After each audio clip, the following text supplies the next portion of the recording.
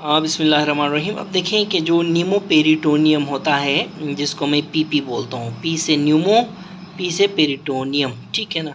Pneumoperitoneum जो है, देखें न्यूमो मतलब हवा, ठीक है, एयर, पेरिटोनियम मतलब peritoneum, air in the peritoneal cavity को हम न्यूमोपेरिटोनियम कहते हैं। देखें जब हम कोई भी लेप्रोस्कोपिक प्रोसीजर करते हैं ना, लेप्रोस्कोपिक प्रोसीजर करते हैं तो इंसान के पेट में ना, हम इंसान के पेट में हवा भरते हैं। जिस तरह टायर में हवा नहीं भरते, ऐसे हम हवा भरते हैं, ठीक है।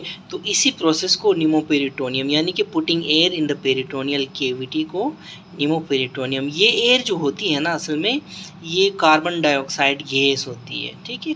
मोस्टली कार्बन डाइऑक्साइड गैस होती है, लेकिन इसमें हम कार्बन डाइऑक्साइड के अलावा भी गैसेस, फॉर एग्जांपल आम एयर भी डाल सकते हैं, नॉर्मल एयर जो होती है, आर्गोन भी डाल सकते हैं, नाइट्रस ऑक्साइड भी डाल सकते हैं, इसी तरह हीलियम भी डाल सकते हैं, ठीक है। लेकिन मोस्टली कार्बन डाइऑक्साइड, क्योंकि ये चीप है, ठीक है, और इज़िली अवेलेबल है, ठीक है।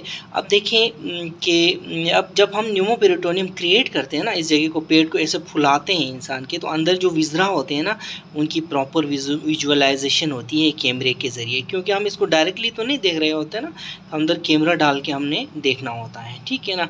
अब न्यूमोपेरिटोनियम के दो मेथड्स हैं, एक है क्लोज मेथड और दूसरा है ओपन मेथड। क्लोज मेथड में हम वेरीज नीडल देखें, मैंने आपको पीछे बताया था कि वेरीज नीडल जो है, it is one of the basic जो है basic instruments in the laparoscopic surgery, ठीक है। तो वेरीज नीडल इसीलिए हम यूज़ करते हैं कि इससे हम ताकि न्यूमोपेरिटोनियम क्रिएट कर सकें, ठीक है, यानी कि पेशेंट के गैस के पेट के अंदर गैस डाल सकें, ठीक है। अच्छा, उसके बाद दूसरा है ओपन मेथड। ओपन मेथड को हम हसन टेक्निक भी बोलते हैं, ठीक है। और ये जो होती है ओपन मेथड, ये हम कोन शेप्ड कैनुला के ज़रिए हम करते हैं न्यूमोपेरिटोनियम, ठीक है। तो ये दो मेथड्स हैं न्यूमोपेरिटोनियम क्रिएट करने के। अब जो गैस है, मैंने आपको पहले भी बताया, गैस हो मोस्टली CO2 है। अच्छा, ईज़िली ये इसके क्या फ़ायदे हैं कि ये सबसे पहले ये ईज़िली अवेलेबल है, ये चीप है, ईज़िली एब्जॉर्ब भी होती है ये अंदर पेट के अंदर से, और क्विकली रिलीज़ भी होती है फ्रॉम रेस्पिरेशन, एब्जॉर्ब होकर रिलीज़ हो जाती है, क्योंकि आपको पता है ना कार्बन डाइऑक्साइड का डिफ्यूजन कोशेंट जो है वो सबसे ज़्यादा है, ठीक है। इसी तरह जो अदर गैसेस की बात करें तो एयर हम दे सकते हैं न्यूमोपेरिटोनियम क्रिएट करने के लिए, आर्गोन, नाइट्रस ऑक्साइड, हीलियम, ये सारे के सारे हम यूज़ कर सकते हैं, ऐसी बात नहीं है। अब देखिए, अब जहाँ भी किसी भी क्लोज चेम्बर में आप गैस डालेंगे तो वहाँ प्रेशर तो बढ़ेगा ना, ठीक है, प्रेशर, ठीक है ना। अब ये एक ख़ास प्रेशर में रखनी होती है ये न्यूमोपेरिटोनियम। वो प्रेशर कितना होना चाहिए? 12 to 15 मिलीमीटर ऑफ मर्करी। ये बहुत इंपॉर्टेंट है, MCQ है, ठीक है। 12 to 15 मिलीमीटर ऑफ मर्करी में हमने ये रखनी होती है, ठीक है। देखिए, न्यूमोपेरिटोनियम जो PP है, इसके जो है इसके क्या फिजियोलॉजिक चेंजेस आ सकती हैं न्यूमोपेरिटोनियम के पेशेंट के ऊपर, ठीक है। अब देखें, हम कार्बन डाइऑक्साइड यूज़ करें तो पेशेंट को हाइपरकार्बिया हो सकता है, पेशेंट को एसिडोसिस हो सकता है। कार्बन डाइऑक्साइड एक एसिडिक गैस है, ठीक है। इसी तरह इसके नार्कोसिस हो सकता है, हाइपोक्सिया हो सकता है। डेफिनेटली कार्बन डाइऑक्साइड बढ़ जाएगी तो ऑक्सीजन की कमी होगी ना, ठीक है। तो ये चीज़ें हो सकती हैं पेशेंट को। इसी तरह जो प्रेशर है, प्रेशर है न्यूमोपेरिटोनियम की वजह से, वो प्रेशर हम 12 से 15 मिलीमीटर ऑफ मर्करी तक रेज़ करते हैं। तो अब ये रेज़ प्रेशर के भी कुछ इफ़ेक्ट्स होते हैं। For example, it exerts pressure on the inferior vena cava. इससे क्या होता है, जब इंफीरियर वेना केवा का बाहर से प्रेशर बढ़ेगा तो ये चैम्बर इसका लुमेन नेरो हो जाएगा। जब नेरो होगा, venous return towards the heart कम हो जाएगा।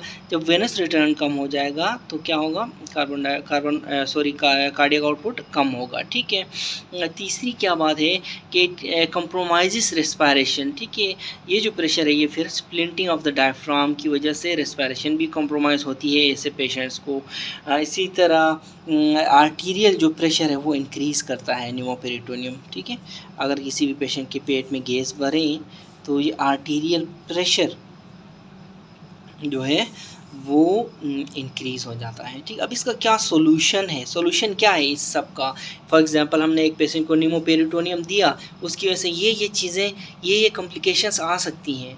तो इसका सॉल्यूशन क्या है? सॉल्यूशन ये है कि जो प्रेशर है उसको एज़ लो एज़ पॉसिबल रखें, और इसको जो ऑपरेशन का टाइम है, अगर आपने 1 घंटे में ऑपरेशन करना है तो उसको 30 मिनट में करने की कोशिश करें।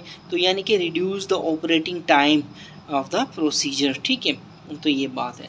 अच्छा, आप देखें कोई भी सर्जिकल प्रोसीजर की कंट्राइंडिकेशंस होते हैं। ठीक है, तो लेप्रोस्कोपिक प्रोसीजर्स की क्या कंट्राइंडिकेशंस हैं?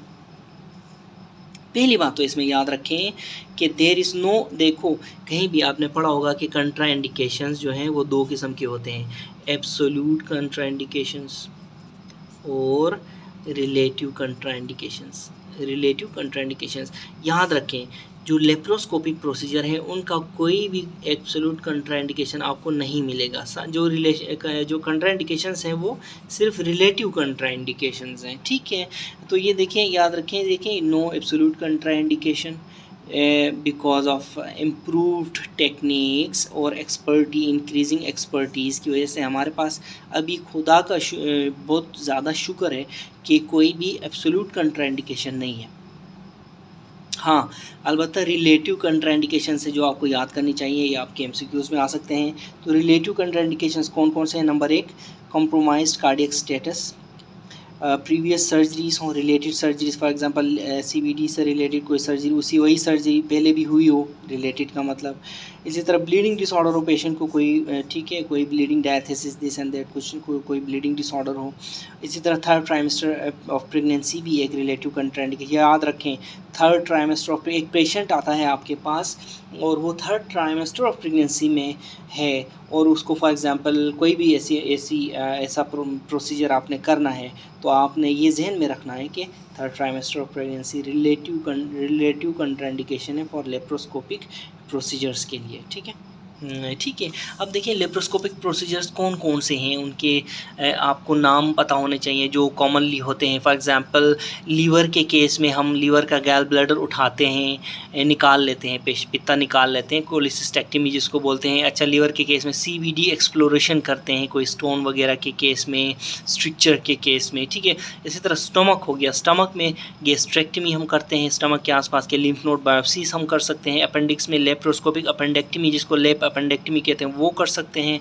कोलोन के केस में लेप्कोलेक्टमी कर सकते हैं। हर्निया, देखें हर्निया रिपेयर कर सकते हैं। अब हर्निया फिर डिफरेंट किस्म के होते हैं, इंगाइनल हर्निया रिपेयर भी कर सकते हैं हम, वेंट्रल हर्निया रिपेयर भी कर सकते हैं, इंसिजनल हर्निया रिपेयर भी कर सकते हैं लेप्रोस्कोपिकली। ठीक है, स्प्लीन ले लो, स्प्लीन के केस में हम स्प्लीनेक्टमी कर सकते हैं। पेंक्रियास के केस में हम पेंक्रियाटेक्टमी कर सकते हैं। इसोफेगस के केस में हम इसोफेजेक्टमी कर सकते हैं। एड्रिनल ग्लैंड, एजी मतलब एड्रिनल ग्लैंड के केस में एड्रिनलेक्टमी हम कर सकते हैं लेप्रोस्कोपिक। ठीक है, अच्छा, हेलर्स मायोटोमी हम कर सकते हैं। नाइसेंस फंडोप्लाइकेशन हम लेप्रोस्कोपिकली कर सकते हैं। अच्छा, बेरियाट्रिक सर्जरीज हम कर सकते हैं laparoscopically, for example sleeve gastrectomy, laparoscopic gastric band. ठीक है, Roux-en-Y गैस्ट्रिक बाईपास हम लेप्रोस्कोपिकली कर सकते हैं। ठीक है, ठीक है। इसी तरह देखें एंडोल्यूमिनल टेक्निक्स आई हुई हैं। नोट्स जिसको क्या कहते हैं, नोट्स, एन से नेचुरल, ओ से ओरिफिस, टी से transluminal endoscopic surgery, natural orifice and transluminal endoscopic surgery, for example नाक के ज़रिए, मुंह के ज़रिए, एनस के ज़रिए। ठीक है, इसी तरह सिल्स हो गया, सिल्स सिंगल इंसिजन लेप्रोस्कोपिक सर्जरी को सिल्स बोलते हैं। रोबोटिक सर्जरी, ठीक है, रोबोटिक सर्जरी। तो ये सारी की सारी सर्जरीज मार्केट में आई हुई हैं।